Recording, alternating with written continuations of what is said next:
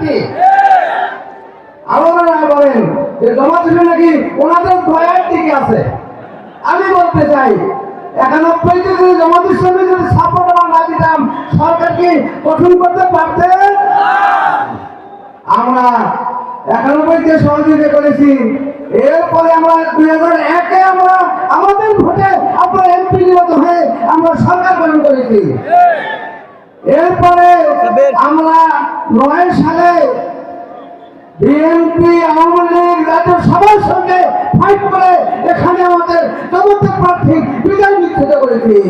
আর এই কাহালু নন্দীগ্রাম জগৎ সেনের ঘাঁটি আর কারো ঘাঁটি নয়। এটা সম্মানিত বন্ধুগণ, বগুড়া জেলার অন্যতম উপজেলা অন্যতম আসন বগুড়া 4 কাহালু নন্দীগ্রাম।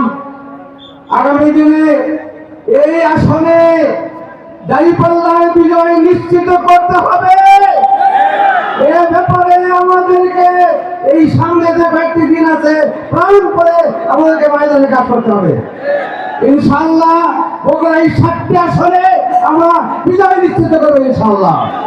আমার ভাইরা, আমি আর কথা না বাড়িয়ে আগামী বাংলাদেশ হবে ইনসাফের বাংলাদেশ, আগামী বাংলাদেশ হবে চাঁদাবাজ মুক্ত বাংলাদেশ, আগামী বাংলাদেশ হবে দুর্নীতি মুক্ত বাংলাদেশ। এমন একটা বাংলাদেশ আগামী 12 তারিখে ফায়সলা হতে যাচ্ছে। আসুন আমরা 12 তারিখে দাঁড়িপাল্লার বিজয় নিশ্চিত করে আমরা